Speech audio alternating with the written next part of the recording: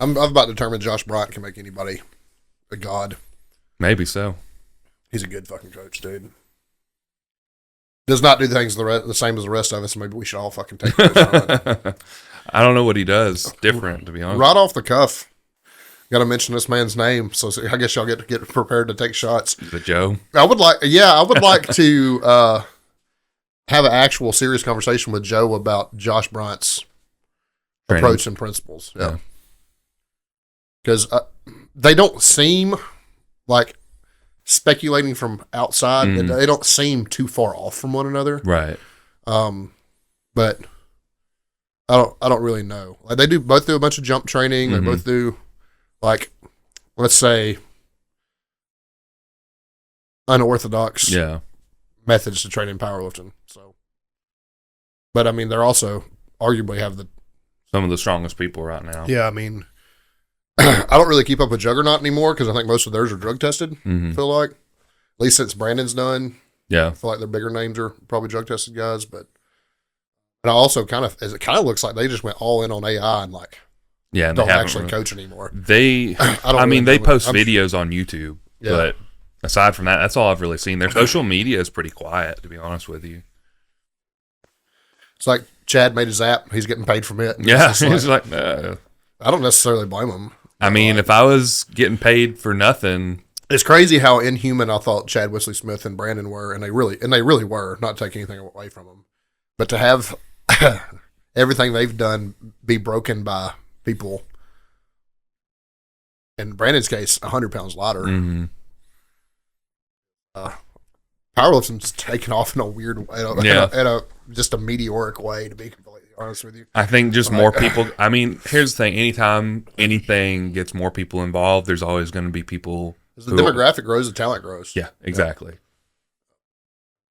That's exactly what I was going to say in much simpler terms. Yeah,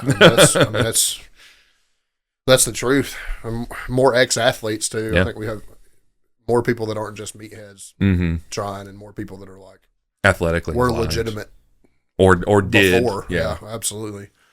Making a swap. Did Colton Engelbrecht do anything before powerlifting? Do you know? I have no idea. Is he a football player or anything like that? I wouldn't be surprised if he did like rugby, because he's UK, isn't he? I don't know where he's from. I think he's UK. I could be wrong, but I feel like he is. Maybe something like that. He's got some sort of accent. That's all I could tell you. Yeah, so I mean, I don't know, but I mean, of course, Kyle Curvey was a bodybuilder. Yeah, like pure American bred.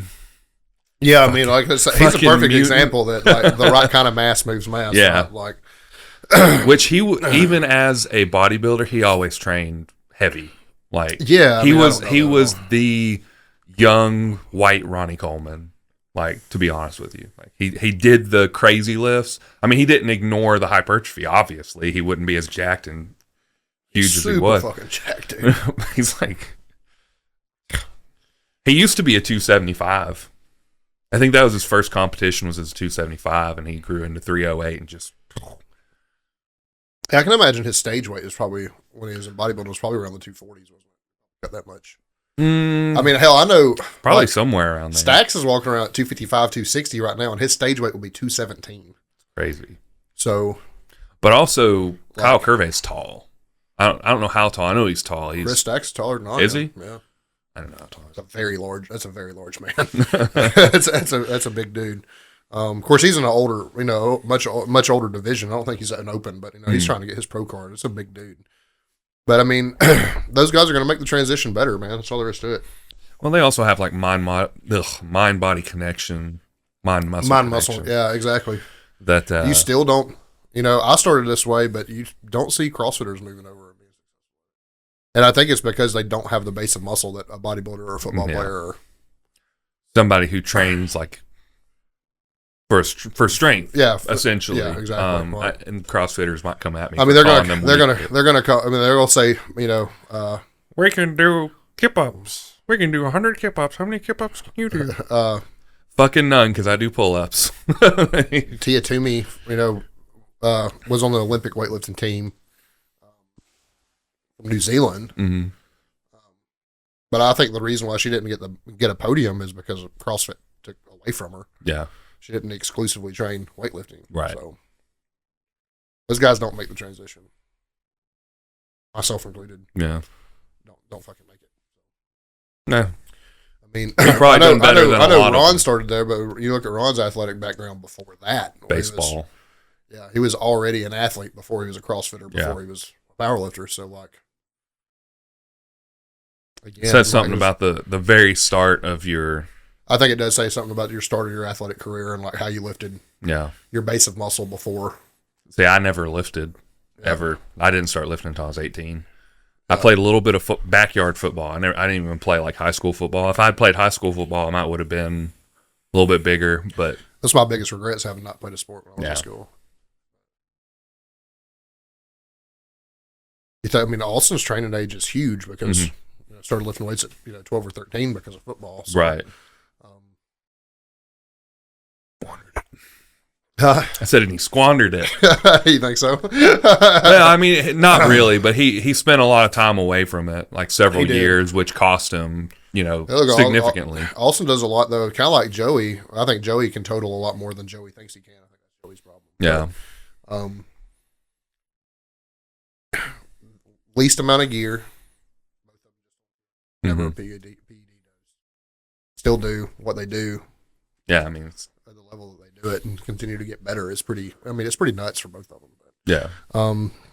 I don't know. Like, I mean, I think that athletic background, getting started early, changed powerlifting. Now that the demographic goes, more and more people realize that life after sports doesn't mean you have to quit sports. Right. It just means it's probably not going to be the big three. Yeah. You know what I mean? Like, there's, we talked about it before, but I mean, Brian Shaw and Halfthor both being basketball players. Like, they used to be real thin, but they also had a 6'9" frame to put hundreds of pounds of muscle on, like, pretty well, literally, right? Yeah. So, like, I mean, it's a little fucking different. I mean, those guys were made for strongman.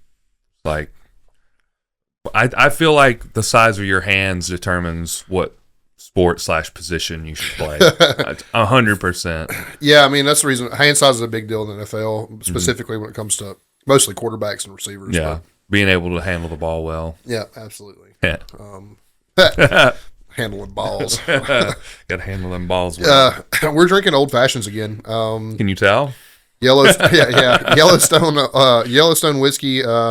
This comes via Chad Patterson, who is a new listener to the show, and also decided to throw in some whiskey for our benefit. Let me look up the name of Chad's company really quick. He's in logistics. He hauls gas. But his company bought us a bottle of whiskey. So let me plug his company real quick. As soon as I can find it. It's Jam Logistics. It's out of Coleman here. Chad's a really good dude. I trained both of his boys for football, baseball, basketball, whatever they're doing. And he bought us a bottle of whiskey. So shout out to Jam Logistics and Chad Patterson. So good whiskey too. It's good whiskey. I'm enjoying it. Like you said, it's kind of hot, but it's very easy to drink. It's not intense. It's like a slow heat. Yeah. So very good stuff. Also, always shout out to the butcher in Von Watt. Yeah. I was just up there, got some steak burgers, cooked them. They're pretty good. Yeah, I can imagine they were. 100%. That's show before the show. We probably should mention our sponsors again when we do the introduction here. I always leave it in, so show before the show. It'll happen. Shout out to the butcher and shout out to Jam Logistics. This is a Sip and Rip It podcast. You can listen to us on Apple Podcasts, Spotify. You can watch us on YouTube. Maybe. I don't know what happened to that camera. We'll go investigate real quick. We'll figure the camera out. Follow us on Instagram at Nathan Skedios, at Coleman_Barbell, at Sip It and Rip It. Send us DMs, leave us comments, rate us 5 stars on Spotify, leave likes, comments, stuff like that on YouTube. And maybe you'll get to watch it. We don't know yet. Maybe. It's back. It's going. Okay. Maybe I just forgot to press the button. Show before the show might be dark. That's okay. We'll figure it out. Dark show before the show. Yeah. It's generally pretty dark. It wasn't today. We kind of just fucking talked shop. That's about it. Yeah. We were doing a little bit of talking beforehand as we were trying to figure out what we were doing today. It's been stressful. Yeah. Which is why I'm drinking and prep. It's been a stressful day. Yeah, you're talking about this is your first drink this week, though? Yeah. Probably be your only drink, too? Yeah. Yeah. I mean, it's Sunday. It's Sunday. I guess it depends on if you start your week on Sunday or end it on Sunday. Yeah, you're still probably not drinking until the next time we record. Yeah, if I do. If you do. Yep. So, I mean, it's not like a real big deal, but just remind you kids, don't drink in prep if you can avoid it. If you can avoid it, obviously, and I think we talked about this before, sometimes it's good to just release some stress. Yeah, absolutely. Especially when you've been through it. You probably don't need to be hammering 4 or 5 of these back. No.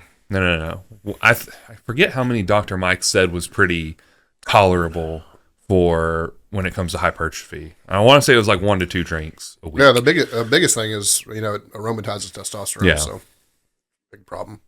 Whether you're natty or not, doesn't matter. That process happens regardless of if you're enhanced or not. So, which is the reason why alcoholics have, low testosterone. So it is what it is. That's for another show. Probably been covered. But yeah. So what did you do in the gym this week? What did I do in the gym this week? We'll cover the last 2 weeks because I did a couple cool things. Not this past Monday, but prior to that, I hit a 705 deadlift in the gym, which was cool. My second 700-pound deadlift lifetime. Moved good. Calibrated plates seemed to be enhancing my ability to deadlift. It was a good pull. Positioning was really good, and I think the competition plates had something to do with that because I was able to get more slack pull, get more upright, push off the ground well. So that was cool. Everything else has been pretty medium.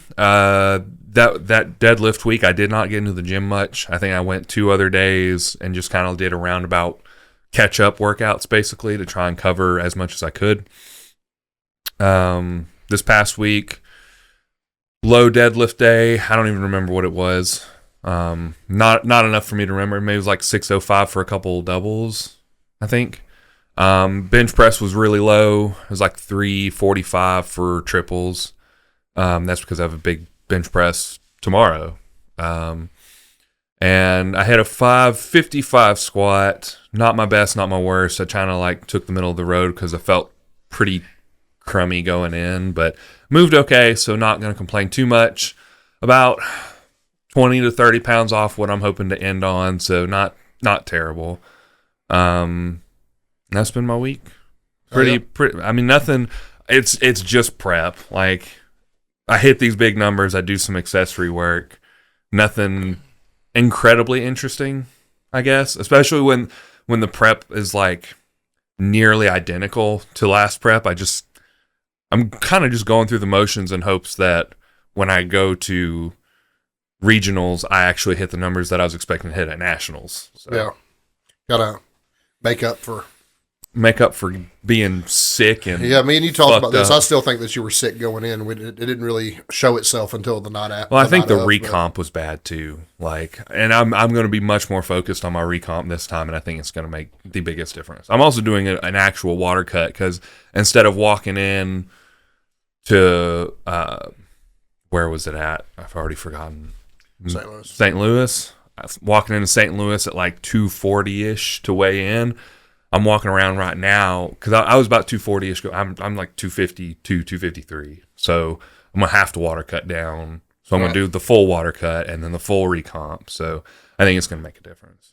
Yeah, I absolutely think it will. Walking in heavier is not going to be a bad thing for you, I don't think. No. So my 2 weeks in the gym have been Jimmy. Back deadlifting again, which is a relief. Don't know how much we're going to stay in that for reasons I'll explain in a little bit.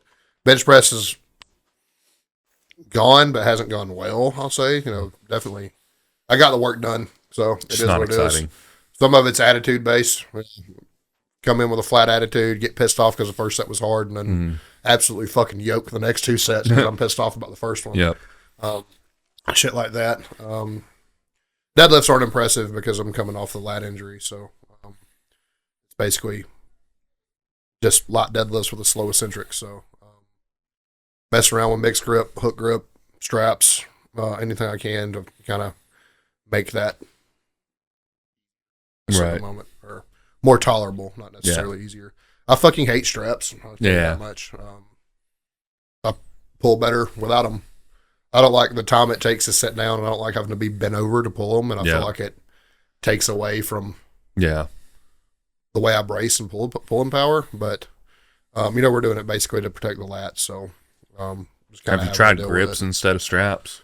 That might be better, like Versa grips or something that I can just double overhand and just basically grab the strap, grab it instead of having to wrap it. Like you basically, you'll just flip it up under there and then tuck your fingers and pull it, and then you'll have your extra grips. So it might be worth. I know Versa grips are. I don't know how much incredibly expensive. I don't know how much I'm gonna be doing with that, just for reasons I'm about to get into. But squats were going really, really well. I've hit a PR on front squats every week. I've front squatted since the last block. So front squats were going really, really well. And then back squats, we just made the move to low bar, and something popped in my good hip, and wasn't good. I'm pretty sure it's bursitis now. Felt like it was IT band pain, but that's where bursitis would happen. It would kind of, pain would replicate in that IT band. Seems to be good now. I did hit a light leg day yesterday off program because I'm moving away from powerlifting. Hit a leg day yesterday. As it progressed, it got easier and easier and less painful. It was just really, really stiff. So we're hoping for bursitis or an impingement or something that I managed to work out. I go Tuesday to see about surgery on my right hip. So we'll probably talk about my left hip some, what's going on in it. But I am restarting again, so for 1,000th time, it seems like. Pretty much the plan is to cut all the way down possibly to the 230s and look at a return to powerlifting when weight goals are met and stuff like that. The good thing is I've lost about 4 or 5 pounds already this week. Just picked up cardio, mainly because that's the only thing I can manage well. But I had some other things going on that I didn't let anybody know about because it's kind of one of those never let them know you're hurt kind of things. But I had a left pec strain that's been there for a while, and I just was too stubborn to talk about it. Tendonitis in my elbows was bad again. Too stubborn to change. Those are things I traditionally have been able to work through without much ramifications. Typically, the pec, as it gets warmed up, it gets better and better. Seems like it's always my left pec for some reason.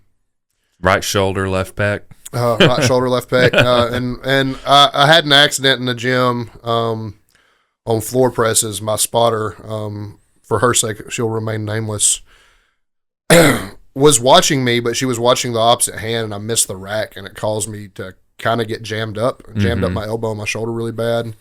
I finished the workout with no pain, but bench press in general hasn't quite been right since. Yeah, it's been doable. It's been moving with power, but there's just been something. It's just been aggravating. It's been painful since. So with everything combined and my just lack of ability to focus on a diet and a strength block, we have decided to move completely away from strength. I'm actually looking at my program as he types it now, and it looks like it's a 4 or 5 day a week full body block for me coming. Got jump ropes. We got a CrossFit Metcon in it. We've got a lot of stuff. So general fitness, wellness for me until I can get the weight off. I'm not laughing at you. I'm laughing because I just think you're going to be in there so fucking pissed off. Yeah, but listen, it's for the best. And I've said this before. I know the effectiveness of CrossFit. Yeah, and its strengths lie in weight loss and general wellness, and that's what I'm moving on to right now. So, Thursday was a sad day, but my attitude about the gym has been poor for a long time leading up to this. It's been hard to get motivated. Been working out later and later in the day because I just put it off until I can't anymore, basically. Right. And it just is what it is. I've also not really taken a break from powerlifting since I hurt myself the first time in 2020. Right. It's all been every bit of it has been geared toward getting back to powerlifting or getting back to powerlifting. Right. Even long off seasons with mostly bodybuilding stuff, it's been about getting back to powerlifting. So maybe it'll be fun to not be a powerlifter for a little while. I'm not quitting anything. It doesn't really change my goals for 2026 because we have the year. But the likelihood of me competing in 2025, at least on the front end, 2025 is pretty low. So probably best case scenario would be like, best case scenario is fall or winter, and I was going to say like closer to December, like October, November, December, somewhere around there, somewhere in there, and likely a week 242. Right. Yeah. When assuming I make my body composition goals, not really worried about putting on muscle, losing muscle, gaining muscle, anything like that. It kind of really just focused on maybe coming off my blood pressure meds, a TRT dose only, and I do potentially have a hip surgery coming up this year, so me and Ron knew that already. So officially no longer a power lifter, so it is what it is. No, you said not quitting, so officially on pause. On pause, yeah, absolutely. On pause. I think I've probably had the worst luck of anybody. You've had pretty bad luck. And I'll be honest with you, I'm fine right now. I mean, if it's bursitis or whatever, but it was that coupled with just a bad attitude about it in general lately. I'm not excited to be there. That's not Ron's fault. By the time I hired Ron again this time around, I still have very, very clear goals in powerlifting and what I want to do. But at the time I was excited about it, and right now it's hard to be excited about it. Yeah. Just do it different for a little while. Yeah. Figure out what we can do. I mean, think about when Joe got hurt. Take a shot. Joe got hurt, and he was out for a long time with nerve damage. He thought he'd never bench press again. So sometimes it just takes some unconventional methods to get to where you want to. And he's going to do a bodybuilding show this year. In the spring, and then I think whenever the ABS Pro is, he's doing the ABS Pro. So, and this is significantly far off from. The way I'm looking at it is an opportunity to do it right. When I moved to powerlifting from CrossFit, I didn't have the base of muscle that you need to do powerlifting. Right. We talked about that in the show before the show. We're hoping this gives me a better, more athletic base to build on, a more muscular base to build on, a better body composition to build on. There's really no reason why I can't be a lean 275. Right. It's been, and I think one of my biggest problems with diet has been knowing I needed to eat and eat a lot to maintain or grow numbers. Right. And an unwillingness to change because I wanted to see those numbers continue to go up. Instead of being willing to take the hit for the time being to come down. I've never been willing to take a temporary hit to come back up. And I don't even coach that way. Right. Like, I coach everybody through cuts and bulks and stuff like that. We coach people in a way that we hope their body composition and their athleticism improves. I believe in,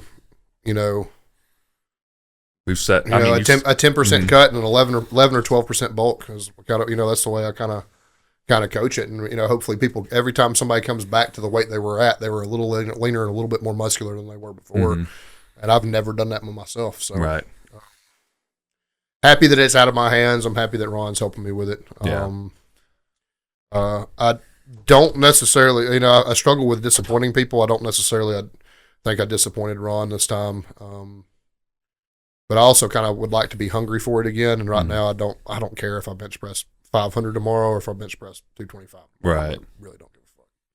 So, yeah. When you're at that point, I think it's a good time to take a step back and reevaluate and just kind of focus on different things because you're just experiencing burnout. That's all it is. Yeah. It's saying something too as a coach that I'm living y'all's experiences with you too. Yeah. You know what I mean? Not just my own powerlifting experience. So it's, eat, sleep, and breathe powerlifting all the time. And I just don't have the capacity to focus on myself at the moment. So, yeah. I think a break, I should have Probably should have taken the break in 2020. Probably should have taken it again in 2023. Mm-hmm. when it all happened again, and I just didn't. So yeah. Well, going back to just a little bit back, you said not being able to focus on yourself. I think Brianni has like kind of stepped away from coaching, not completely, but she has eliminated a lot of her like clients that she, was, I don't want to say just doing it for money, but like she kept a couple of clients, like probably people she was close friends with or something like that, to focus on competing, and she just got like a day job instead. I mean that. Yeah, so that's actually potentially coming for me. Mason Lindsay, who's been on the show, does fiber optics and stuff like that. There's a possibility I go to work as a ground hand for him, and mm-hmm. not necessarily abandon in-person training. There's a few people I'm going to keep for in-person. Largely, honestly, the way I would like that to work, if I do this, is for Chris just to be my lifting partner. Yeah, that's just how it goes. But they're pretty much Chris and his family. So Chris, Madison, Layla. Yeah. And then, Austin and Mason and people like that get it in person anyway, even when I'm not technically coaching them because we're in the gym at the same time. Right. So they're getting cued from me all regardless. The time. Steve will probably have that option. Nikki and Brittany will probably have that option. But there's a possibility. Don't step away from coaching, but the majority of my business becomes online. Yeah. Potentially sooner rather than later. So, right. Kind of just want to make my bag and become a ghost for a little while. I get that. I'm not quitting. Like I said, don't construe this as I'm quitting anything. I'm not quitting shit. Right. But that's possible. Reevaluating. Doing some things differently. I mean, that's part of life. Not to mention, the money's tempting too because there's things we need. There's still things we don't have. Mm-hmm. We need a better combo rack. We need another power bar. Yep. We need. Personally, there's some things I need and want. We need to get out of the rental house. We need to, yeah, right. I need a different car. There's a lot of things. There's a lot of things going into this, and I don't know if other personal trainers have experienced this or not, but this seems to be the slowest start to a year I've ever had. Yeah, it's been a push. So instead of picking up business, I've lost a little business and picked up a little business elsewhere. Yeah. So like, it's kind of just like level. Yeah, exactly. And that's really, really odd at the beginning of the year. Most of the time I had 5 or 6 people and I'm rolling in it for the first 6 months of the year. Right. So, a lot of potential changes coming, but like I said, I ain't quitting shit, just swapping gears. I don't think I don't want to quit. I'm not I'm just not that type of person. I'm not gonna quit. Right. So, things I'm really fucking bad at, dude. That like away from powerlifting that support powerlifting. You know right. what I mean? Like, so, we hope we get better at that kind of shit. And that's what happens, but we'll see. That was a lot. That was a lot. That was a lot. You got PR songs this week? Yeah. I actually want to start with an anti-PR song. An anti-PR song. And it's not necessarily that it's a bad song. And it's not necessarily that it's not even like that it could be it is a PR song to somebody out there. Probably, I take that back. It's a PR song to a lot of people out there, and I'm fucking tired of it. You know how many goddamn reels on Instagram and TikTok and whatever the fuck else have used Animal I Have Become by 3 Days Grace? Oh, that it's like 90% shit song. And I'm just like, yeah, I have an anti-PR song too. Fucking that. It's always CrossFit. There's that dumbass Andy Mineo song, Coming in Hot or whatever the fuck it is. You know what I'm talking about? I don't know. That thing's got to be on 10 million fucking reels. Dude. I know I would know it if I heard it, but like not off the top of my head. Fucking stupid. Those two songs fucking suck. And every multiply guy is still playing Down with the Sickness. Yeah. And their shit too. I've unfollowed most of those fucking losers. There was some kids playing it at the gym the other day, and I just fucking cringed out of my skin. And I was like, You gotta be fucking kidding me, bro. Like, I can't get away from this song. And I've complained about it actively on social media. I think I shared an Instagram story. I was like, fuck this song. Stop putting it in your reels. Like, you are just a cringe kid. You are nothing. We really are elitist when it comes to listen to music. Typically I'm like, listen to whatever you want to. And if you like that song, if you grew up in that era when that song was popular, whatever. I can accept that. But when you're fucking like 18, 19 and you're listening to a song that's older than you are, that's what gets me. I just like, fuck you. It's never an animal posting it either, is it? It's always some skinny fucking kid. It always is. But I do have one real song that I'll put on there, which was really cool. Do you know who Viscera is? I'm sure you do. Carcinogenesis by Viscera. I don't remember how it ended up on my playlist, but it came on. And you're talking to metalheads when you get a title like that. Carcinogenesis. Band name Viscera. Fucking that. I know I sent you that reel. That heavy metal comedian, bro. I want to go see him. Luke so Severide bad. Or whatever his name is. Was that it? Yeah. He seems like he'd be cool to hang out with. Honestly, he probably would be. He does crack me up too. He definitely gets it. He does. He definitely gets it. Are you an individual with anxiety too? Yeah, actually. I'm glad you pointed that out. Anxiety. That's why we listen to the music we listen to. Oh man. Do you have a real one, or are you good with this? Well, I got another anti, and then I'll get my real one. That dumbass Sexy Red Bruno Mars song that came out. And I'm unapologetically a Bruno Mars fan, so I hope there was I kind of hope there was gonna be some fucking redeeming quality about it, but it is absolute fucking garbage ass pandering, and that's it. Fuck yeah. I was talking to Ashley Smith about it today, and I told her it was kind of like playing Cards Against Humanity with that person in the family that just wants to play the most vulgar card they have, and it doesn't matter. It doesn't matter if it makes sense in the context of the sentence or the answer or not. But they always get a laugh at the most egregious card they can play, even if it doesn't make sense. That's that song. Like, patently unfunny, pandering, bullshit fucking song.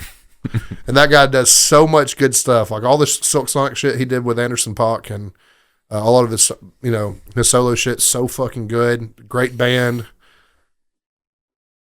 That was like beyond a disappointment. That song's an absolute fucking turd. Like an absolute fucking turd. But my actual entry is Knee Deep by Can't Kill Yourself by CKY. Can't Kill Yourself. Not a cover of the Job for a Cowboy song. No. Written probably some 10 years before that one was. Okay. That album came out in like 97, 98, 99, somewhere like that. But yeah. Angel Maker covered Knee Deep by Job for a Cowboy. So much better. Really? It's so much better. I can't imagine it wouldn't be much of that era of Job for a Cowboy is not good. Now they're like mind-blowingly good musicians. They are. And death metal glow up. Yeah, it was a death metal glow up for real. Like Johnny Davey is for all the dick riding that Will Ramos and Alex the Terrible get, fucking Johnny Davey's better than both of them. He is, dude. I'm not saying they're also a better band than both those bands. Musically, I would probably agree. I mean, he's definitely like top 5 death metal vocalists. Johnny Davies, if you didn't know, is a part of the reason why I got into fitness because he did about the same time I did. Okay. I was like, fuck yeah, Johnny Davies. Lifting weights too. This is fucking cool. But yeah, I think he's better. And then fucking Tim Lambesis got on the road, and then we all just shook our heads. Yeah, I mean, I can't lie to you. As Lay Dying was lost on me after their second or third record that was really fucking just egregiously heavy. I want to say it was their third. Is it you talking about the one with good. Beyond Our Suffering? The Red album? No. Not the Red album. So 2 albums after that. 2 albums after. No. The Red album, it's like 2 albums before Beyond Our Suffering. Let's find out real quick. Before, because they had the one with the crescent moon. So that was the one everybody remembers. It was the one directly after that. Oh, it was the one with Within Destruction, the one with the skull and the hair in the water. Yeah. Yeah. That album fucking rips. Was the Red album not the one after that, or was there one? The Red album's the one after that because that's the one that came out after he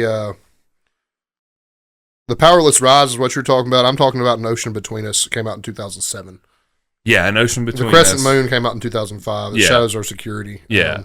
An Ocean Between Us was egregiously fucking heavy. It was awesome. I gave up on them after that, though. So, and you stuck with them a little bit longer. The Red albums, I mean, I like most of their music. I mean, it gets a little... I just can't listen to him after this. I don't want to. I mean, it's like the first time... I don't even have any on my phone now. I had to look that up in like Apple Music Library. Yeah. The first time, it was kind of like... I didn't listen to them much when that first situation happened. And I just kind of like wrote him off. I was like, he's a shitbag, whatever. And then I think my brother was still listening to him. And I listened. I was like, it's not that bad. And then I started getting into him. And then he came back. And I was like, all right, well, we'll give him a shot. And then he does this shit again. And I'm just like, bro, fuck you. Like, I tried. And I just, even Austrian Death Machine, it's just like, I just hear his voice. And now all I can see is that video of him shaking like a toddler. And I'm like, just fuck you, man. Yeah, that sucks. I still follow on Instagram for some reason. I just keep forgetting to take him off. Fuck that guy. Yeah, just a turd. He just needs to fucking get off the whatever gear is making him mentally unstable, because, or maybe he's just mentally unstable. Man, I hear it all the time. I don't know how bad trend and stuff's been for people, but it's been kind to me. But I've also never. Still, we talked about this all the time. Me and you still haven't taken 1,000 milligrams. Right. So like, I don't know what the fuck people were doing. You know. Just making them go completely psychotic. Yeah, I mean, my last experience with Trend, I could see it because like the first couple of weeks I was a fucking monster. Mm-hmm. But even after that settled down, it was. Yeah. But I was also taking 75 a week, right? Or something like that. I don't know. I just people just I think.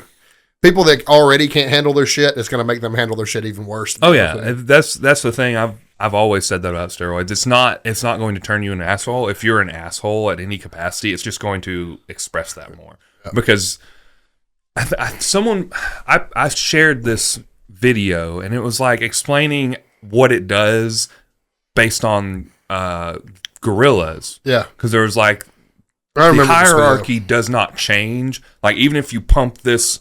I forget where he was. He was like second or third in position of their little, I don't know, tribe. I don't know what to call it. He was like second or third position, but he was the biggest motherfucking gorilla in there because he was on all this gear, so he just got massive. But nothing changed until one of the other gorillas threatened his position, and then he just ripped him apart. And but he didn't ever go after the guys that were the alpha or whatever. Yeah. So it's like, it's just going to amplify whatever you already feel. Yeah. So. I mean, crazy shit anyway. Just stick to TRT, guys and gals. TRT is fine. TRT, HGH, you're golden. That's the introduction of the show, though. We talked about what we did in the gym. We talked about a lot of things. We talked about our PR songs, anti-PR songs. We've been on a train, man. Fuck that sexy red Bruno Mars song, though, for real. Agreed. I've never heard it, but I agree. Fucking God. You're so mad about it that I'm just like, I can't. Fuck that song. Fuck it. So what we're talking about today is accommodating resistance, when we've used it, how we've used it, whether or not we think it is worth using. And I got a feeling the overall answer is it depends, like it usually is. But yeah, we're talking about accommodating resistance. I'll be honest with you. In my personal experience, I've used it very little. Mm-hmm. I use chains on bench sometimes, and I do deadlift with a band sometimes. Yep. What has been your experience with that? So I've used chains on bench and deadlift. I've used bands on bench and deadlift and squat. I think that's it. One thing that is an interesting, it's not necessarily accommodating resistance, but I've seen Joe had some of his clients, and I think he did it to himself, where he would have the band in front of them, so the resistance is pulling to cue lat tightness. Yes, exactly. So that's an interesting one. That I wouldn't necessarily call that accommodating resistance so much as it is just a physical cue. I mean, that's fair. Yeah. It does provide resistance, just in a different way. It's not pulling directly down. Yeah, exactly. It's pulling out, so you have to use your lats. Right. So, but I mean, and we're gonna say this about basically everything. It's there to support a weakness or fix a problem. Yeah, absolutely. That's what we hope it's for. Dr. Mike posted some interesting stuff about accommodating resistance, and it really makes sense. About it largely being mostly beneficial to equipped lifters. Mm-hmm. Yeah, single ply, multiply. And that makes sense simply because the hardest portion of their lift is going to be when their suit no longer accommodates. Exactly. So mostly at lockout. Mm-hmm. Which coincidentally, accommodating resistance is heaviest at lockout. Yep. So you're going to have to do most of the work basically raw at that point. Where the squat suit's going to help you come up. Mm-hmm. It's not necessarily, at some point it's going to give and it's no longer going to help you lock the weight out. Or at least it's not going to help as much as it did at the bottom of your squat, if that makes sense. Same thing in a bench shirt. Yep. It's going to be, that bench shirt hopefully makes it lighter coming off your chest. And then as you progress through the motion of a bench press, it becomes more and more of a raw lift as you approach the top. Not completely. Right. That's the reason why, you see guys, in bench shirts bench 1,000 pounds. Right. You'll never see that raw. Mm-mm. That's not a number that's not without genetic engineering. Julius Maddox is still chasing 800, and I can't think of anybody better than him. Right. Thomas Davis. is close, the closest, but I don't think he's going to still way behind Julius Maddox, right? So so I mean, I guess my thoughts on that are exactly what I said. I mean, those lifts are going to be the heaviest in accommodating resistance when the suit helps you the least. Yeah, and there's obviously a huge fucking benefit to that. Yep. I personally think I have been at one with chain bench press. I feel like that's something that does grow my bench press quite a bit. I think I just genuinely believe that's because, I mean, most of us struggle. I mean, I say most of us, not everybody, but at least our circle mostly struggles at lockout. I have, for sure. I mean, more tricep, more front delt bench press, more quad, more ass in a squat. Yep. Really more quad, more ass in a deadlift. Mm-hmm. With the exception of in your deadlift, maybe some lat and upper back stuff. Right. That's more positional than it is actual lockout power. Right. But I mean, I think mostly, while I've seen some benefit from it, I think mostly I've traded accommodating resistance for extended ranges of motion. Mm-hmm. So whether that's not necessarily on squat because I have a pretty deep squat anyway, but whether it's a deficit deadlift or a camber bar bench or something like that, I think I've traded mostly in my programming and my own training before Ron took over. I have traded accommodating resistance for extended ranges of motion. Right. Mostly for the hypertrophic effect of extended range of motion. I don't know. There's a lot to be discussed. I mean, kind of like we got into with shortened partials and lengthened partials. It's almost exactly the same as far as like what it does. Like when you're talking about, like, aside from the fact that you're still getting a full range of motion movement, like you're getting most of your stimulus as overloading in a partial. Right, exactly. Basically. So, I mean, if you're trying to grow your lockout, it makes sense to do chained bench press. Yeah, even still, there's that, why not a board press or a Spoto? Right. You know what I mean? A box squat. Mm-hmm. Rack pull. I mean, block pull, whatever you want to say about deadlift. Hopefully you're doing it off blocks, not abusing your deadlift bar. Right. or a rack. But yeah, I mean, I think mostly, I feel like there's been instances where it's been really useful. I have several guys program chain bench now. Mm-hmm. I think it's a good way to get under heavy weight without actually getting under heavy weight. If that makes sense. I think it's a good way to control fatigue when you need somebody to hit something heavy, but you don't need them gassed. You don't need them gassed. Yeah. I feel like that's a pretty good way to do it. But even still, sitting here thinking about squats, I think I would rather have somebody do a pin squat or pause squat, or I guess a pause squat is probably the closest thing to an extended range of motion in squat that we have. Or even pauses like destination pauses. Like we had those, it was a juggernaut thing, but we had those 3-point pauses midway bottom and then midway back up on squats. 0 acceleration now. Yeah. we've had a little bit of influence from Joe's programming. Mm-hmm. I think I would probably rather work on things either positionally or an extended range of motion for the most part. Yeah, I mean, there's nothing necessarily wrong with overloading the shortened part, the lockout. If that's, I think a lot of it boils down to, like, you have many options and many tools. What is going to achieve what you want the best? So, like, if you still need to train like a full bench press, but you really need to focus on your lockout, then chained or banded makes sense because you're still training a full range of motion bench press. Sure. And you're getting the extra resistance where you need it at lockout. Whereas if you just like, you've already got regular bench press in your program and you need more on your lockout, then doing something where you're not going to tax yourself as hard by doing something in a shortened range of motion from a pin press or something just makes sense. I think banded deadlift probably has the most carryover to raw, in my opinion. Yeah. But at that point, you can still say, why not just do if you're working on lockout, why not just do an RDL or block pull? Or a 1.5 if you're not trying to, if you're trying to get extra hypertrophy, 1.5 makes sense. If you're trying to, I guess, and this is probably why Dr. Mike said it translates mostly to equipped lifting. When you look at it like this, you're probably trying to achieve it in fewer reps because you're not really trying to achieve hypertrophy in this instance. You're trying to achieve strength in a position. Yeah. So you don't need to do it in multiple reps. You need to do it one, 2, or 3 typically. So did I conclude my point? Yeah, I mean, I think you did. Yeah, I mean, I think it was mostly positional things. And we talked about this with your programming today.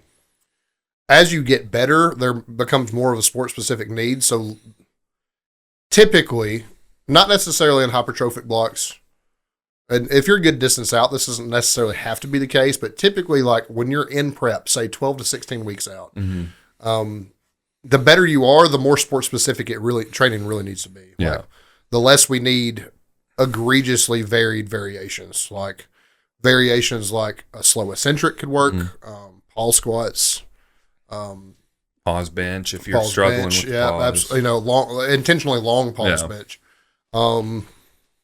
stuff like that. So, I mean, I guess there could be a case for accommodating resistance in people that need super sport specific work, because it is the comp lift. Yeah, and you could feasibly do that as a primary or something like that, to get them practice basically in a comp lift. Yeah.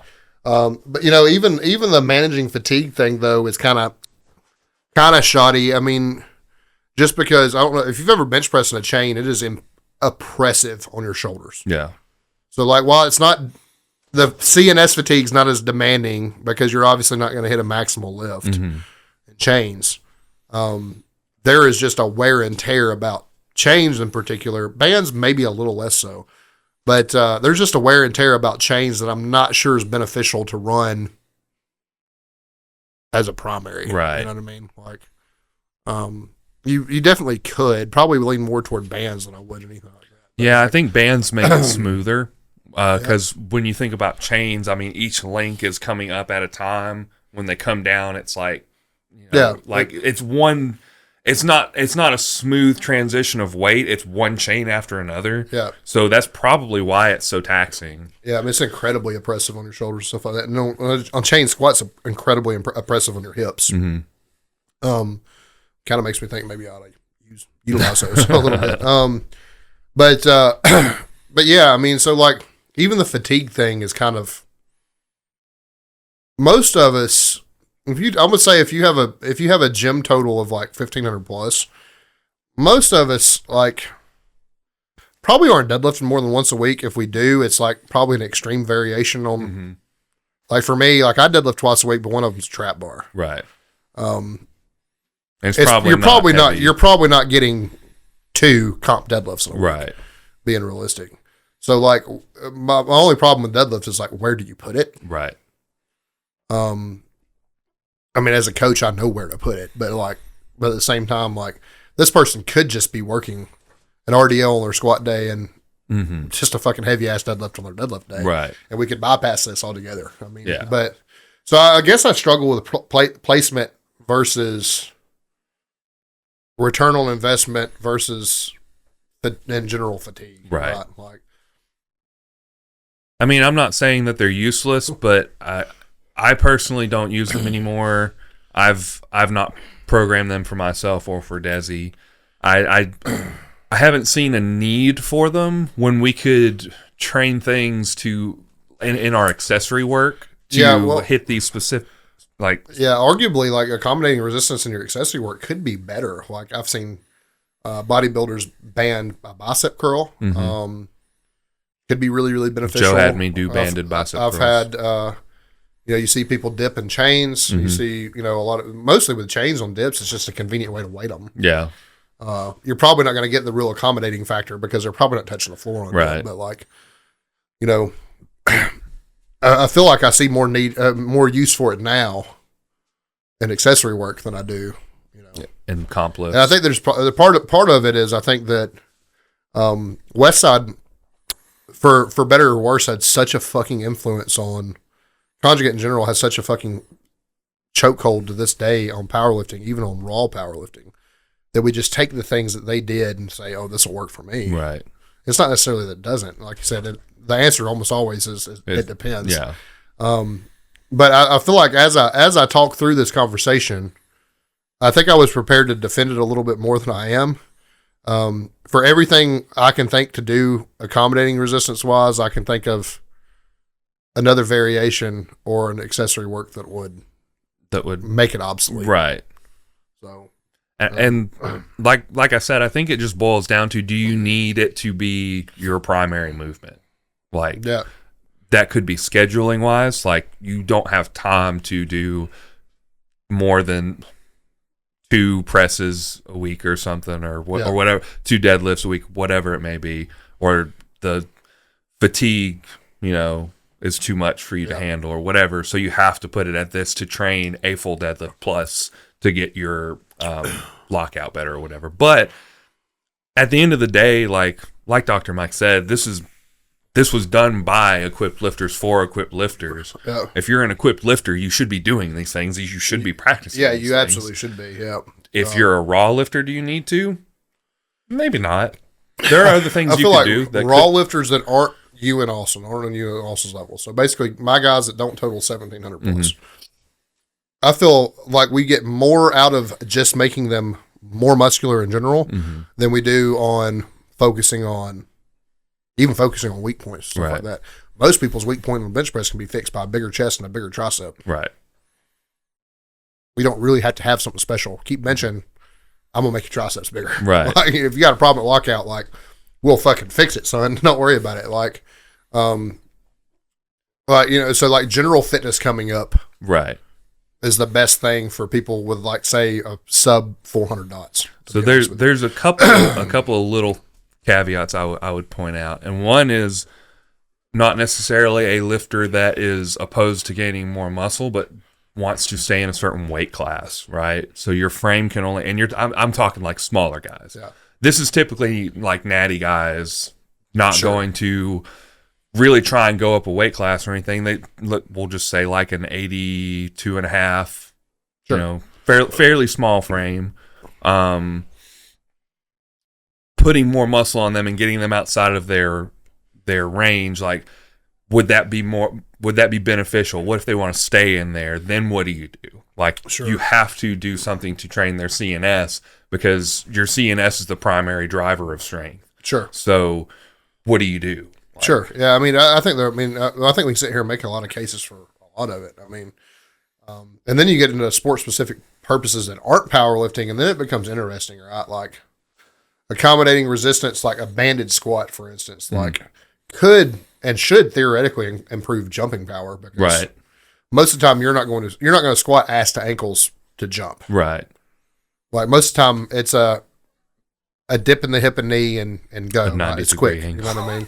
At the most, though, like, I mean, for real, I mean, most people think about when people jump in sports, they don't have time to react to a play, to set up and really load their hips and everything like that. They're doing it off of one leg. They're doing it off of They may be doing it off of 2, but you're not gonna see them hit a full range of motion squat to make a jump happen. Most of the time, it's not going to come with perfect foot placement because they're in the heat of the moment, stuff like that. So, like a banded squat or something like that could be really, really beneficial for improved vertical jump, stuff like that. Like you get outside of the realm of powerlifting that might have more specific use than us, but I'm not so sure that, like I said, especially you guys that are better, you just need to do more of the thing that we do. Right.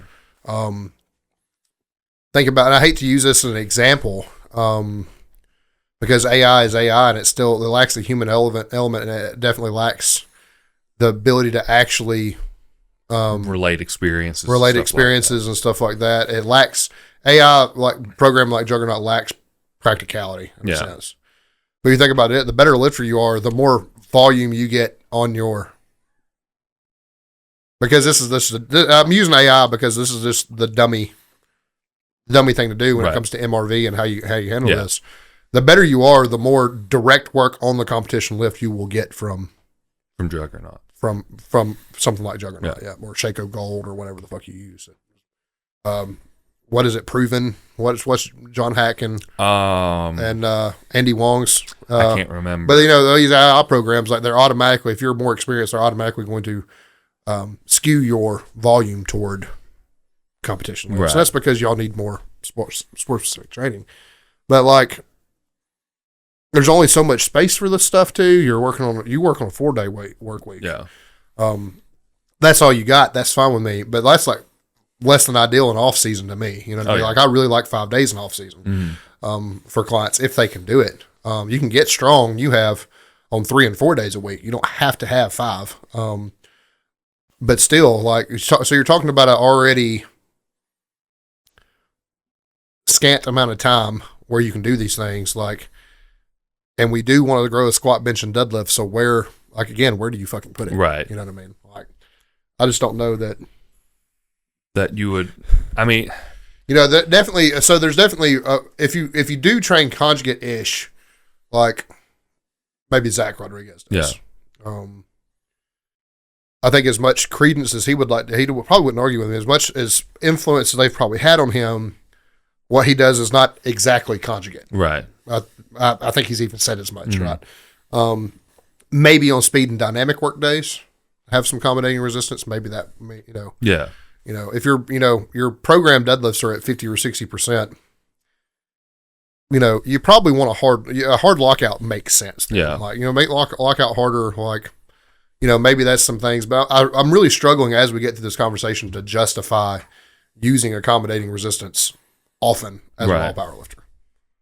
Like, because you guys need more sport-specific stuff, more and more squat, bench, and deadlift, to the point of your MRV and not over. At least if it is over, it gets dialed back. But like to the point of your MRV or less, like. And then everybody else just benefits, everybody lesser than you, like I said, sub $400 or so, probably even up to $450, can benefit just for like general fitness going up. Right. Better work capacity, more muscle in general. Like, so I struggle for a place to put them. Yeah. Yes, it doesn't necessarily, I even think about like the reverse of that. It's still technically accommodating resistance, like benching in a slingshot or reverse bands. I'm sure that does wonders for your CNS. Yeah. Getting adapted, to heavier weight and stuff like that. There may be more of a case for that than there is in general accommodating resistance, but like even still, those things don't provide anything the same way that just more squat, bench, and deadlift does. Right. You know what I mean? Or tailored accessory work, like you said.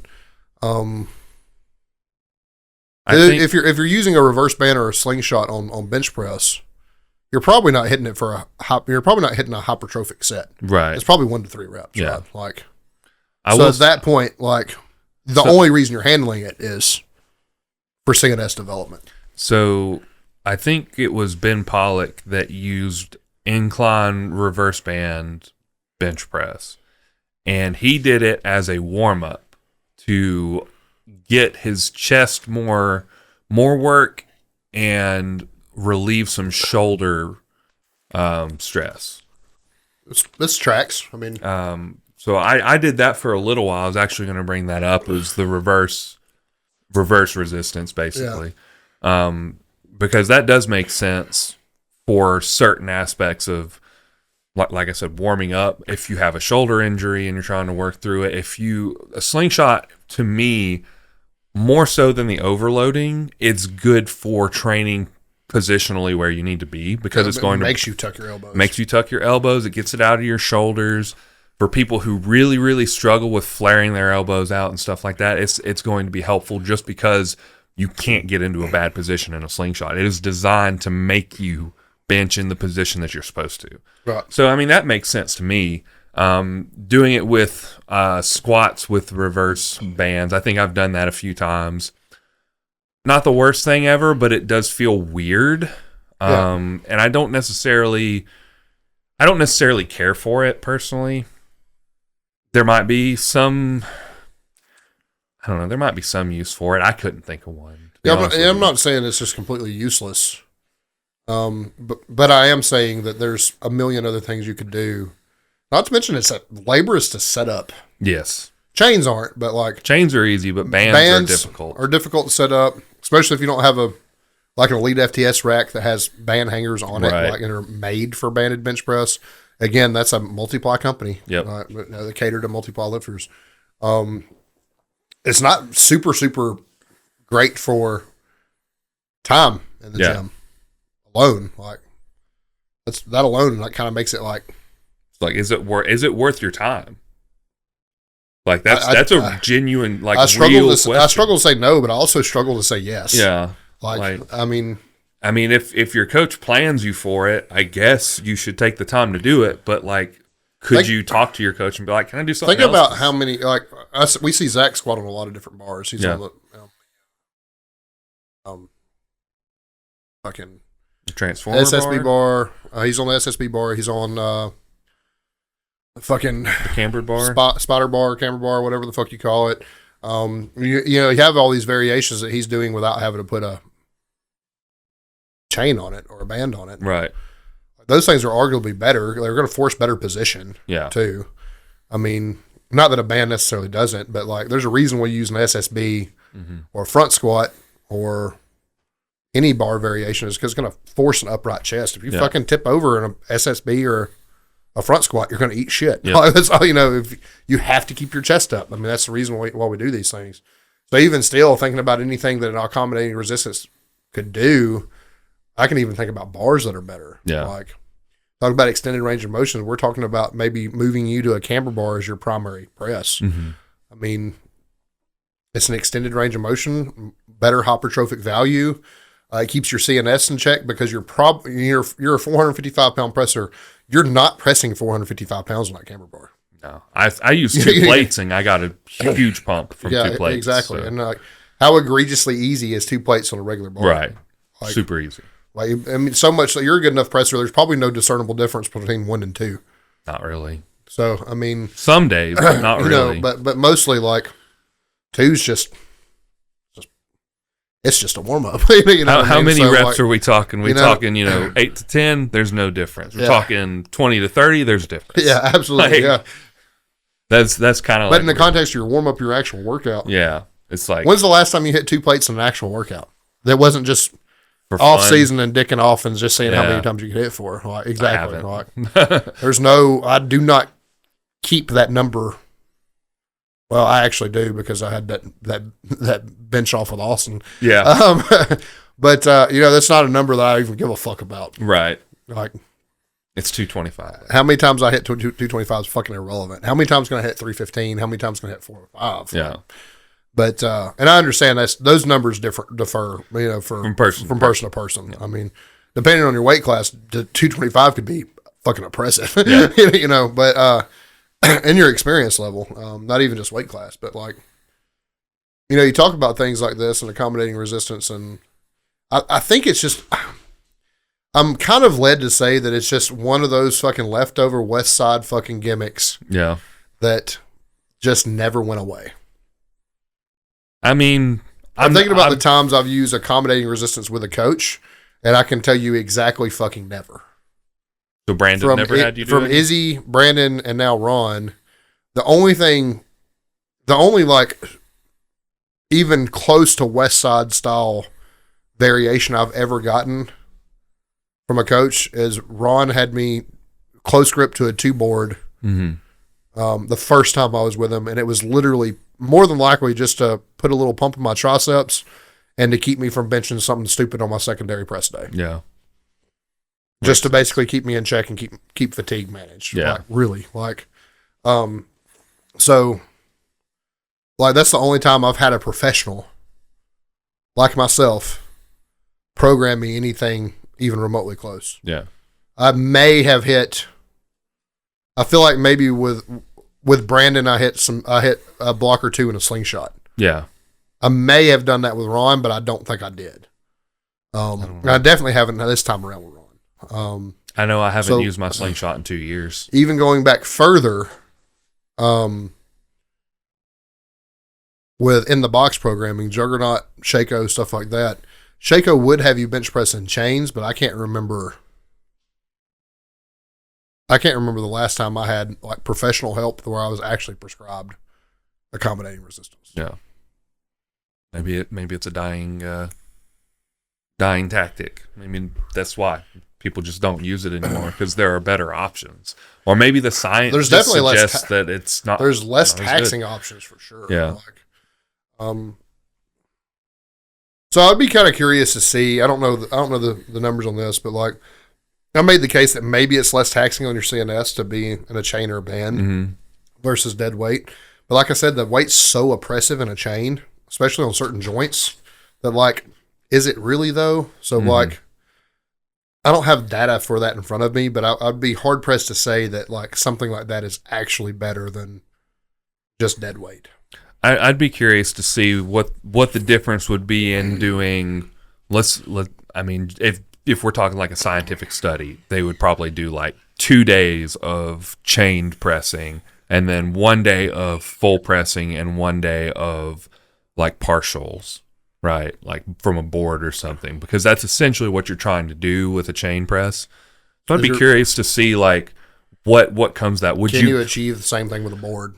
Or better, because you might be getting more, not necessarily more stimulus, because you're not getting as much ROM.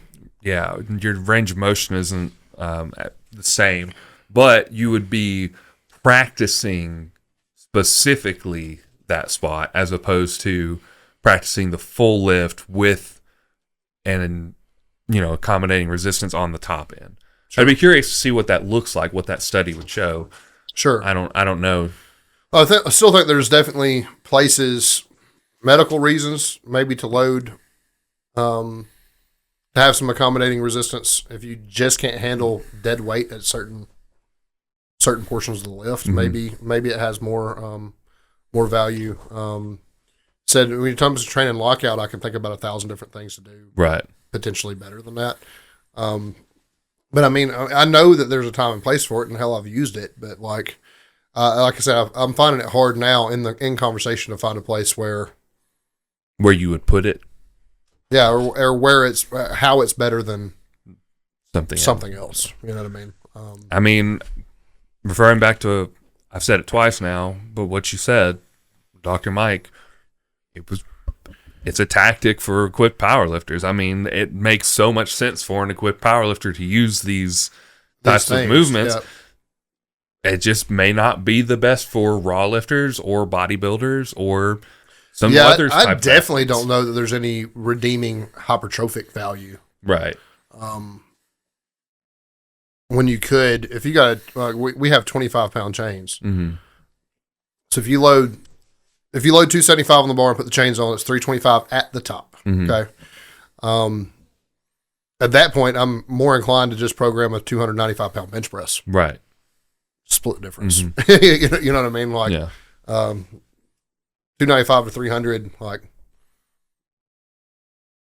it's basically the same load, averages to the same load. Right. So in terms of, just raw numbers, CNS fatigue is pretty well, comparable. Right. For both of them.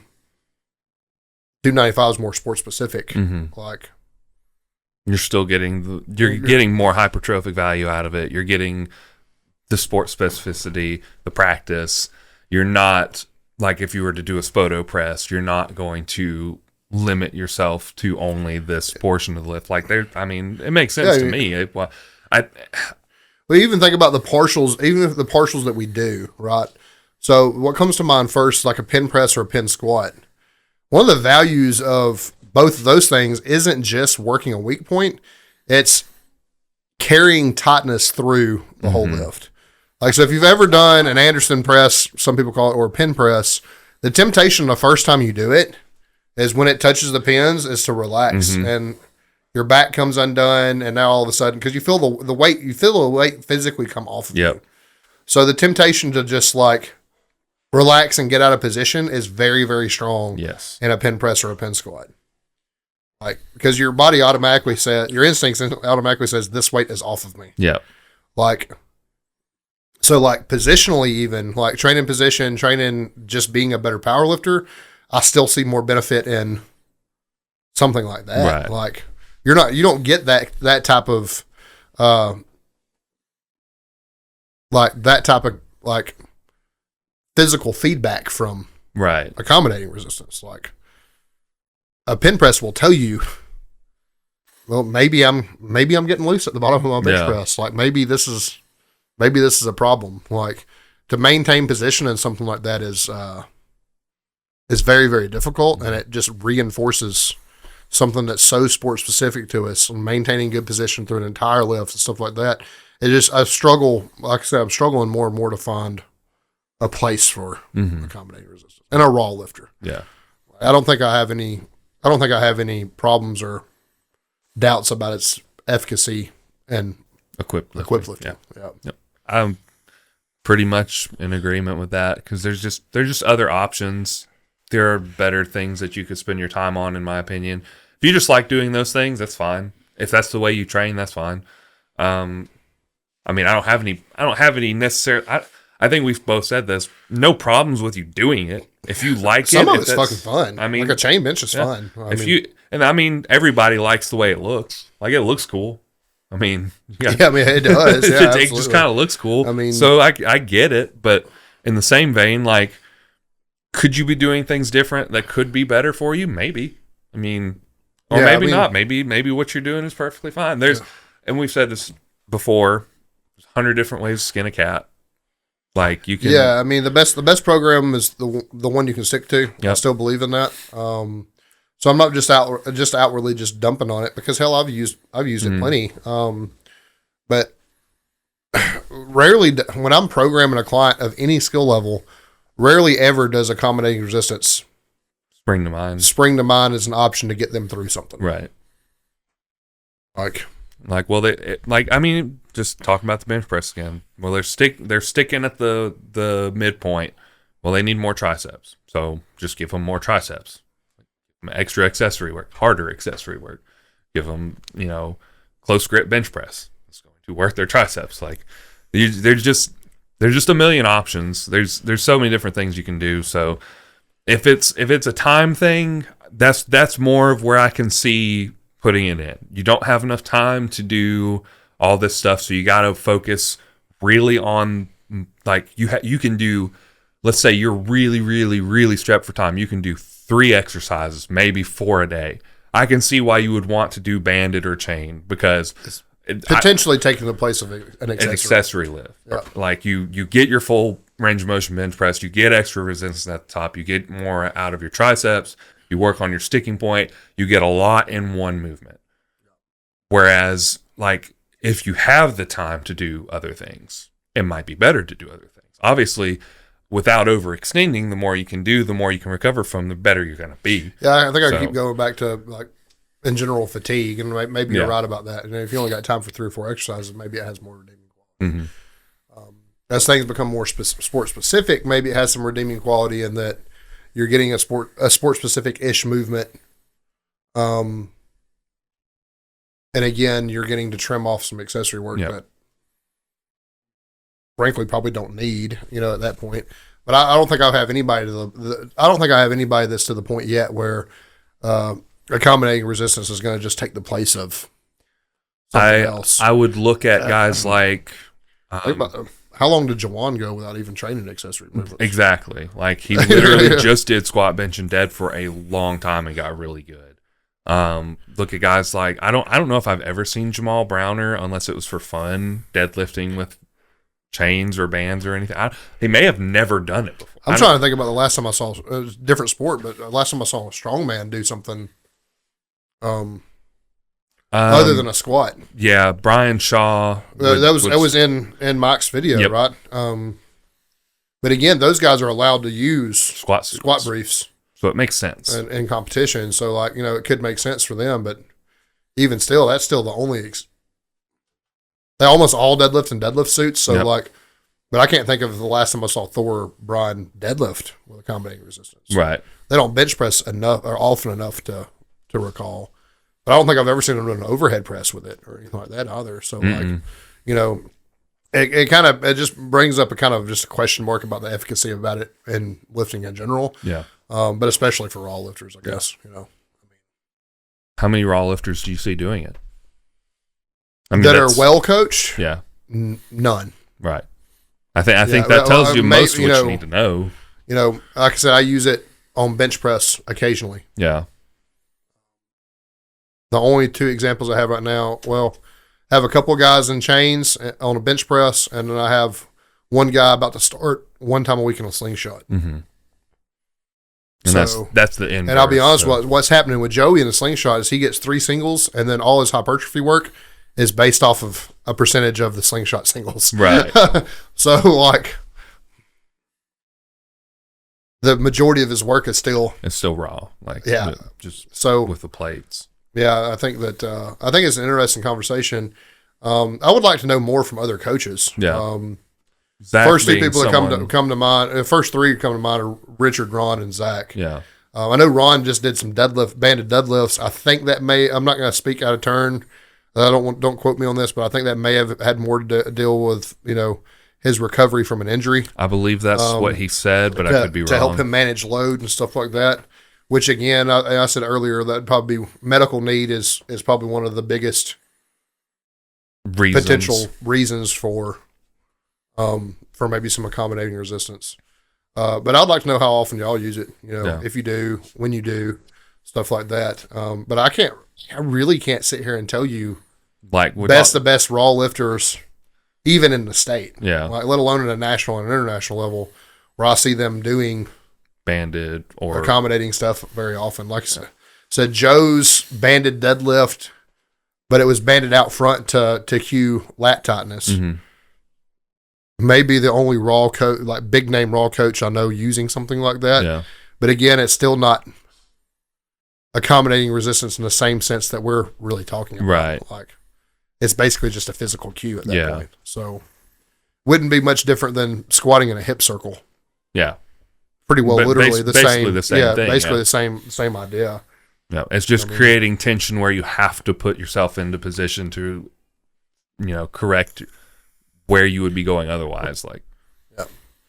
So I'd like to hear other people's thoughts on this. I feel like I have a pretty good bit of experience coaching powerlifting, and probably not on one hand, but I can count on 2 hands how many times I've used accommodating resistance. And a lot of times, I'm especially lifters that have been with me for a little while. I'm not scared to make them my guinea pig on certain things. Like, how much does it actually work? Like Joey, for instance, this block was talking about in the past, slingshot has really helped him a lot on bench press. So I was like, fuck it, let's throw this at him. See how this works for him in a slingshot. And I'm not scared of making people a guinea pig, but like I said, of the literal thousands of programs I've written, I can count on 2 hands how many times I've written a program with accommodating resistance. Right. And we're doing it more and more often. We win a lot. So, yeah. There's something about the basics. I mean, you get good at the basics. Yeah. I mean, even people that, like I said, that benefit more from general fitness and not just straight powerlifting, like newer lifters, the big 3 still have to be well practiced. Yeah. And that's the reason, part of the reason why they can handle, 2 times a week volume on squat, bench, and deadlift and stuff like that. Like they can handle it. One, because the absolute load's lighter, but two, because they just need the fucking practice. Yep. Like they need to know how to squat, bench, and deadlift and do it well.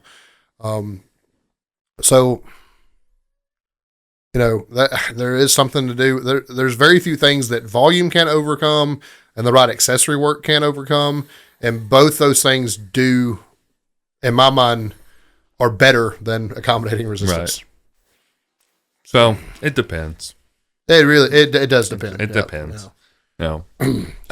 You have to look at things from every single factor, time, weak points. If you get a really big fucking boner for chain squats and chain bench press, and it's just something you like to do, it's not going to hurt you. No, it's not going to hurt you. Unless it... Like, if it's something you just, unless it does physically hurt you, right? Right. But, like, as long as it's, intelligently programmed and right. you're not constantly overreaching because of them and stuff like that, then, it ain't going to hurt you. Right. But... is it going to be the best for you? Question mark. That's what I'm kind of like, meh. Maybe, maybe not. It depends. Yeah. I mean, that's with everything fitness related. Your situation is always going to be different than somebody else. Yeah, think about. I hate to go back to it. A close grip versus bench press over chains. Mm-hmm. If you're loading it all at the top, just move your grip in. Yeah. Make your triceps work harder. There's a whole lot. I mean, there's just a whole lot of moving parts that go into coaching, and I struggle to say anything's bad because I've seen a lot of things work. Right. From even when we get into prior conversations about shortened partials and lengthened partials, I sit here and thought about 1,000 reasons for sport specific shortened partials, and 1,000 reasons for hypertrophic reasons on, lengthened partials, and neither one of them met in the middle, right? Right. These shortens that are definitely, we know are good for sport specific reasons because we see them work. Mm-hmm.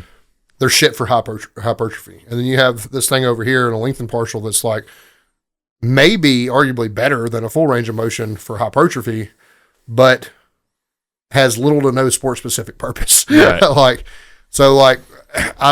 it's kind of curious as to where exactly accommodating resistance falls in that. Right. And I think in raw lifting that maybe it just isn't sport specific enough to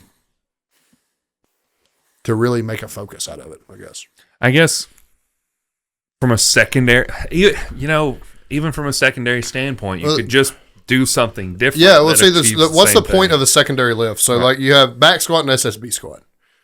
Part of the reason you choose an SSB or front squat or a Zercher or even a belt squat over another day of comp squatting is, one, the absolute load's probably going to be lighter for the person.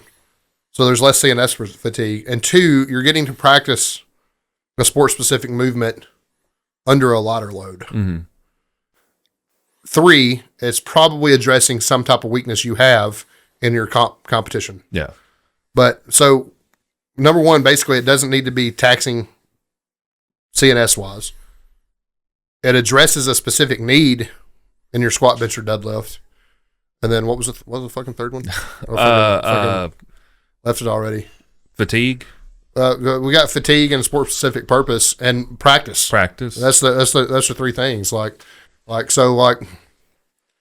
really the whole need of a secondary lift is one of those three things, right? So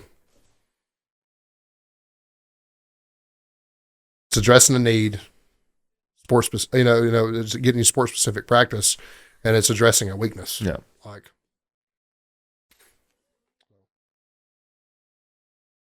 I got nothing to add. I mean, I don't know. I like I said, I'm struggling intellectually to come up with a good reason for being in accommodating resistance. Don't worry. Zach Rodriguez will send you a message and show what it is. Well, even still, like I'll say again, even the variations I see him doing, he's not in accommodating resistance a lot. Yeah. Like, he might be on a different squat bar from week to week. He might be a different bench press grip, or I feel like I have seen him do banded deadlifts. Yeah, and I still think that might be have the most carryover for a raw lifter. But again, I would argue an RDL, block pull, like if lockout's the problem, like why not just do one of those? instead. I mean, I suppose you could get closer to a maximal load with a band than you could with an certainly more than you could with an RDL. But most people, I'm not, but most people are better from a block than they are from the floor. Yeah. So you could potentially overload your deadlift. Yeah, and just from doing a block pull. But which is basically, I mean, it's the same thing as in a band, but you're just eliminating the bottom portion of the deadlift. So yeah, because there's just more weight at the top. I mean, that's all it is. It's a pin deadlift essentially. It's the same thing that a pin press or a pin squat would, right? So, anyway, I'd like to hear other people's opinions on that for sure. I think that's pretty much all I have to put on accommodating resistance. That is all I have to say. Well, it does sound like a lot of speculation. But, a lot of these things, from a coach's standpoint, a lot of these things like practical application means more to me than speculation and than just, this is potentially science. Yeah, potentially science. But I think the deeper I get into coaching, the more practical experience aligns with science. I mean, that's it should in theory, like the averages should line up. Yeah, there's always going to be outliers. Yeah, I mean, like medical outliers are the biggest thing. Mm-hmm. I mean, I think, but yeah, I mean, I think the more I get into it as a coach, the more backed by science my practicality becomes. Yeah. And I think largely that accessory work selection and volume can get you through just about anything. Yeah. Without getting weird. You know what I mean? Without getting like too strange in terms of variation or accommodating resistance, stuff like that. I think those two things. I think they've always, even if you look at something like conjugate, your accessory work has always trumped. Those are the 80-20 rule. 80% accessory work, 20% barbell. Like, even conjugate, basically by its own definition and admission, says that variation in volume could be better than accommodation. Right. So,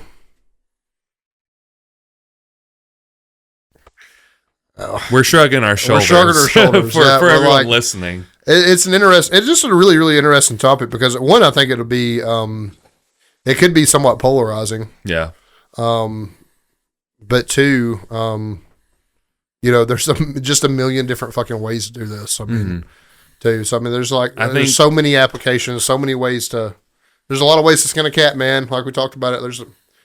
There's a lot of ways to build success in powerlifting, and mostly what it comes down to is consistency. Mm-hmm. Though nobody in an argument like this is going to admit that consistency is. They're going to say, "Oh, this band bench press took me to a 500-pound bench press." I was like, or did you just become a better bench presser? Right? Like, did you just spend more time bench pressing? Did you recover from your bench press well? Is the banded press the reason why you recovered from it well? Like, could you have done something different that you could have recovered from well? Yeah, probably. Initially, I don't mean to backtrack, and we'll leave it at this, but initially I said maybe there's some CNS benefit to accommodating resistance, but I don't think there is now after talking through it a little bit. I mean, it doesn't make sense that it would be. Maybe to get out of it what you need, you would have to load it. I forget the hangers they have for heavy eccentrics. Probably the best driver of in terms of accommodating resistance. That would be the best driver of hypertrophy. Mm-hmm. You know what I'm talking about? The hangers, the hooks that you can load. They set in an angle so that when they touch the floor, they release from the barbell. And the barbell is lighter. Yeah, I know what you're talking about. I don't have the luxury of having a pair of those. That might be the best, right? For hypertrophy, that makes sense. But you still only get it for one rep, right? So, but I mean, even just one rep of, that much load at an eccentric, and we're talking about per set. You're doing maybe 10 sets of 3. That could be very beneficial. Could be, yeah. Depending on how depending on how your workout structured and stuff like that, it could be, arguably could be great if 10 of 30 are, 50 pounds heavier than what you actually lifted. Mm-hmm. Potentially could be great. Yeah, I mean that might be the best carryover for a raw lifter, but so seldom do we have those. Yeah, that's a luxury item. That is definitely a luxury item, 100%. So again, it depends. Yeah. You got dad jokes for us? I can find some for sure. Richard threatened our lives for not having dad jokes ready. For not having dad jokes ready. Fuck. Yeah. So we're gonna find out about some dad jokes real quick. I'm clicking on everything that's not Instagram. I'm struggling. All right, because I know I saved several. I may have seen Dr. Mike video that I saved. My friend keeps saying, "Cheer up, man. It could be worse. You could be stuck underground in a hole full of water." I know he means well. Blah, blah. So two guys are walking down the street and come upon a dog licking his balls. And one guy says to the other, "I wish I could do that." And the other guy says, "I'd pet him first." Man, that dog will bite you. That's oh, yeah. That's the Southern joke. People always told me icy is a very easy word to spell. And now that I look at it, I see why. Someone stole my identity and then sent it back with $100 on a note that said, "So sorry, man. Hope things work out for you." Felt. I wish somebody fucking would. I could use $100. You know why dinosaurs can't clap? Why? You would think it's because they only have short arms, but it's because they're extinct. Well, that's a good reason.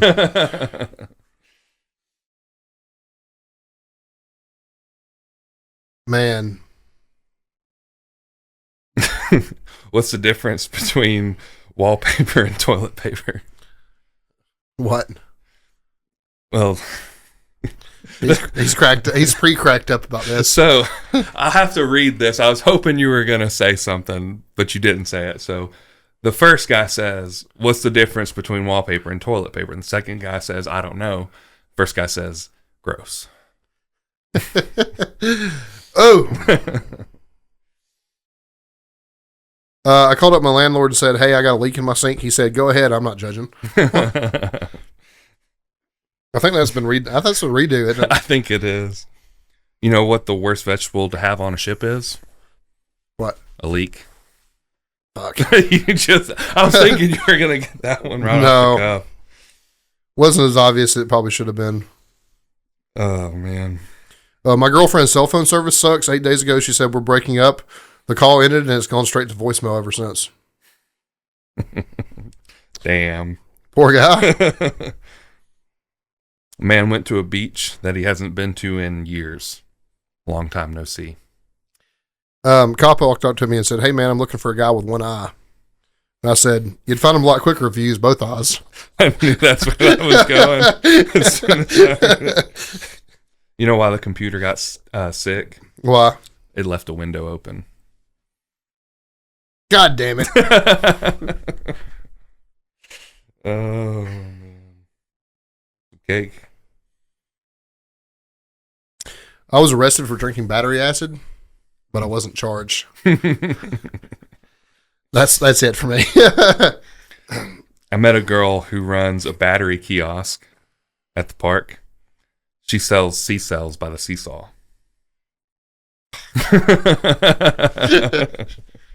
All right, that's all I got. Well, that's the show, guys. You can listen to us on Spotify, Apple Podcasts, watch us on YouTube, like, subscribe, follow us on Instagram at Coleman_Barbell, at Nathan Skedios, at Sip It and Rip It. Leave us likes, comments, send us DMs, rate us 5 stars on Spotify, or 4, or 3, or 2, or 1. Still. The 4 stars. The 4 stars still is just curious because, like I said, that's a rating that somebody thought about, and I've said this and said this and said this, but it's just ate at me. I want to know, like, people mindlessly give 1 and 5 stars, but I want to know why the 4 star. What is the improvement that could get us to that 5-star rating? I would like to know. Yeah. Thank God they could. My mom would really be ate up if they gave half-star ratings. 4.5 stars? Like, what was the very, like, just the bare minimum that kept us from the 5 stars? Lack of preparation is probably the problem. If we gave a star for everything that we didn't do as well as we could, we would probably have 1 out of 5 stars. Probably. And the 1 star that we would get was just being entertaining. We shoot from the hip a whole lot. And we do. We do. I mean, I guess we're entertaining. I don't know. People listen. We got to be entertaining enough. People do listen. I don't know. Buy your meat at the butcher. Yep. Don't beat your meat at the butcher. No, you could get arrested for that. You could. Buy your meat at the butcher, and special shout out to one-time sponsor Jam Logistics for providing our whiskey for tonight. Chad's a great guy. His boys are great guys. They do awesome work over there. So, big thanks to all of the sponsors, both of the sponsors. We're growing. We had 2 for 1 episode only, but nevertheless. Hey, you know what? Better is better, baby. We're moving on up. Yeah, that's the fucking show. Don't be a hoe. Share the show. Don't sue me. Andy Frisella. Yeah. Bye, y'all.